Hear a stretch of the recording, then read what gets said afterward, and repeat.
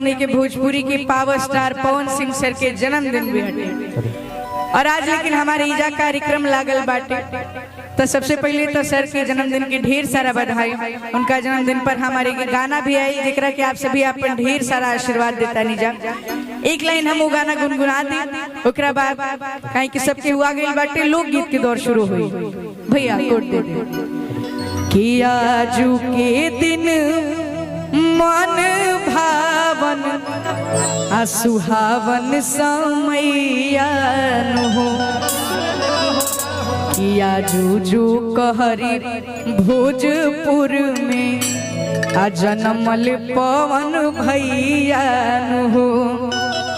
आवे के आजू के दिन मन भावन सुहावन समैयान हो।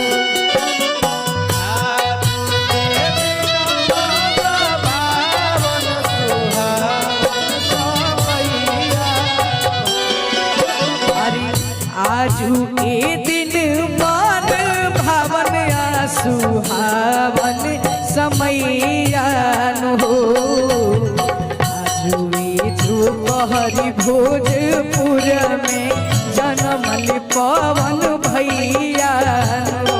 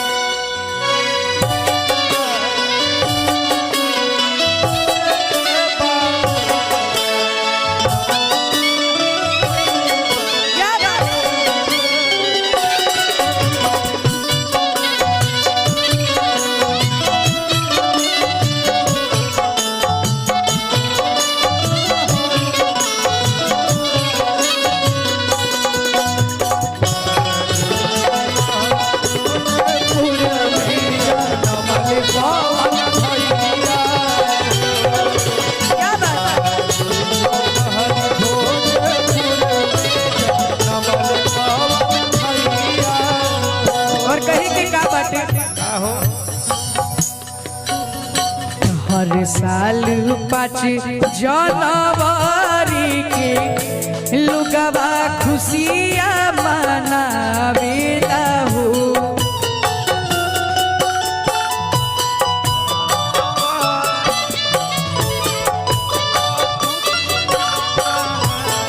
लेकिन अरे लहरी उमिरिया गंगा मैया दे हंस अरे अनवा गीतिया गावेला हो।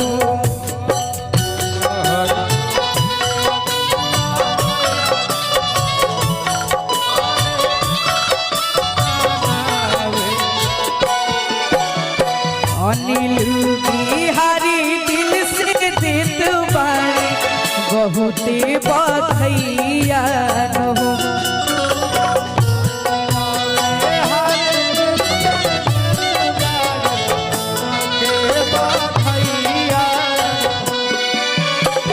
आरियाना बाबू दिल से देत बानी बहुते बधैया हो।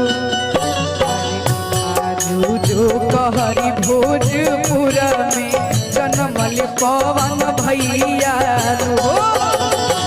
आजू जो कहरी भोजपुर में जनमल पवन भैया हो। आजू जो कहरी भोजपुर में पवन भैया हो। किया जूजू कहरी भोजपुर में जनमल पवन भैया हो। ढेर सारा जन्मदिन की बधाई सर के। लेकिन आई लोग के फरमाइश बाटे सबके हुआ गई बाटे। हमारे गीत आयल रहे जिकरा के आप सभी